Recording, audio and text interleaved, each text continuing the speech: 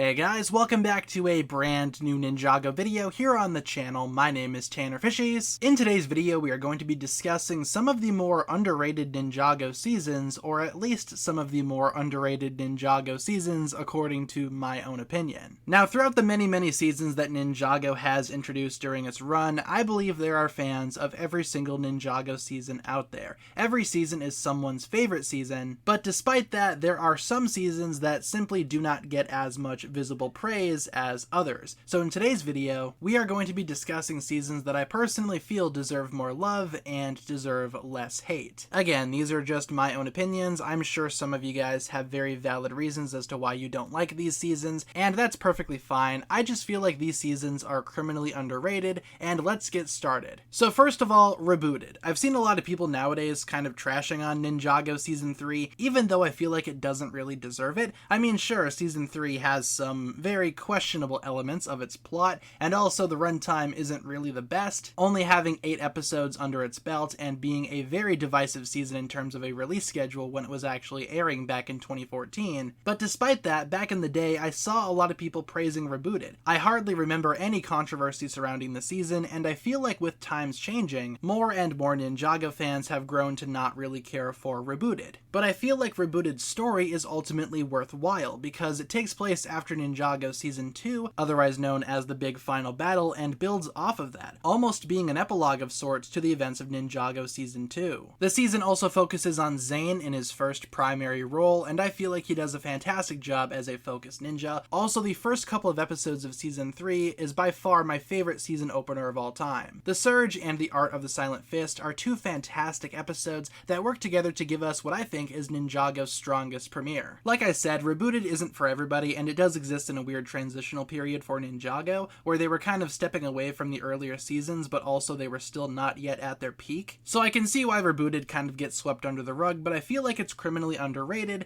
and it deserved a shout out on this list. Next up, we have Ninjago March of the Oni, otherwise known as Ninjago Season 10. Now, like Rebooted, this season suffers from having a short runtime compared to other seasons. In fact, compared to other seasons in the Oni trilogy, March of the Oni doesn't even reach half of the other seasons' runtime, only having 4 episodes, but still Ninjago March of the Oni I think does a lot right. The Oni themselves are a deadly force, and despite being not as fleshed out as they probably should have been, I still really enjoyed their presence in this season. Also, Lloyd and Garmadon's relationship is touched on, and there are some genuinely touching moments during this season as well. But I feel like overall, like Ninjago Rebooted, March of the Oni doesn't really get a chance to stand out because it's being overshadowed by a couple of other things, in this case, the other 2 entries in the Oni trilogy, Sons of Garmadon and Hunted. However, March of the Oni does have its fans. In fact, I've been on record stating that March of the Oni is leagues better than Ninjago Hunted, and I still believe that to this day. It's just my opinion, and it might not be a popular opinion, but I do enjoy March of the Oni more than Ninjago Hunted.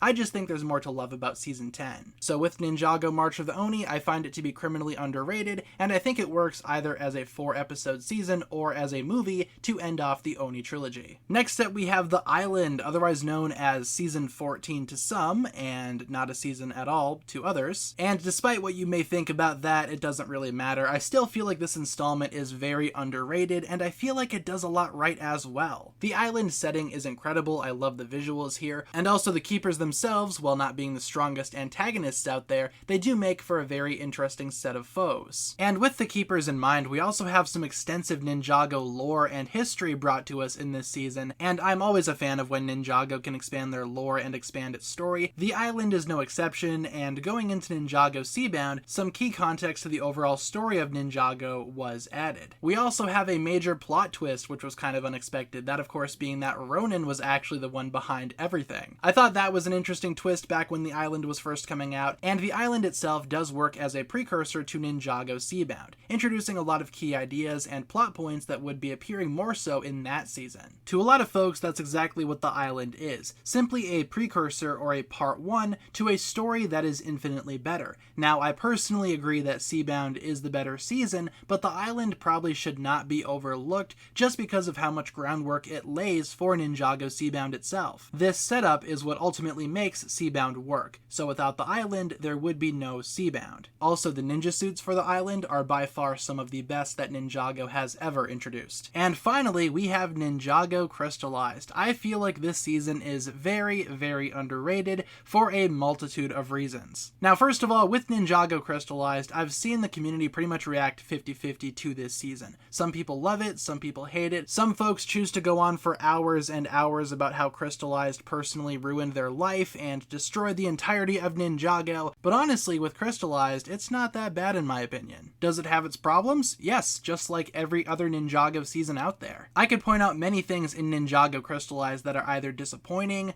or rushed through, but I feel like all in all, Crystallized is a very solid ending to the Masters of Spinjitzu saga, which is ultimately what it was trying to be. They brought back several villains and several key concepts and ideas from older seasons and actually concluded their story. Without Crystallized bringing them back, those ideas would feel unfinished. Crystallized finished them. Now, say what you will about the quality in which Crystallized finished them, but they do have a conclusion, and that conclusion is represented in Ninjago Crystallized. I believe that the Overlord and Harumi coming back in Ninjago Crystallized was a fantastic decision, and I thoroughly enjoyed them both in this season. In fact, the Overlord is probably the best that he's ever been. The season also goes a long way to establish some key lore and story elements throughout Ninjago's history. Also, with characters like Garmadon, they got a chance to shine even more, and their character arcs got concluded as well. Now, like I said, Ninjago Crystallized does have a lot of problems, but do I think it's the worst Ninjago season ever? Absolutely not even close. I would even go as far as to rank Crystallized in my top 10 seasons. I thought it was an excellent conclusion to the Masters of Spinjitzu saga and wrapped up the original Ninjago series rather well in preparation for Ninjago Dragons Rising. And speaking of Ninjago Dragons Rising, I know that a lot of people have come back to Ninjago Crystallized after watching Dragons Rising and found that Crystallized is even worse. I disagree. I think it's even better. With Dragons Rising being the start of something new and something fresh, Crystallized feels even more like a definitive ending, and thus it means more to me as a longtime Ninjago fan. I can appreciate it more for what it was trying to do and how it was trying to wrap up Ninjago's initial saga, and I feel like despite some hiccups, it still managed to do so very well. So with Crystallized, yeah, I find it to be very underrated and extremely overhated. But with that being said, that'll pretty much wrap it up for my thoughts here. Thank you so much for watching. I feel like each one of these seasons deserves more love, and maybe they should be given a second chance by a large majority of the Ninjago community, but maybe that's just wishful thinking. Obviously, you guys are free to dislike or like anything that you so desire. I personally feel like these seasons, though, are criminally underrated, and they should probably deserve less hate. With that being said, though, guys, thank you so much for watching. That'll pretty much wrap it up for my thoughts here. Leave a comment down below. Which Ninjago seasons do you find to be criminally underrated? And hopefully you enjoyed today's video. If you guys enjoyed this one, feel free to like and subscribe, do all that fun stuff,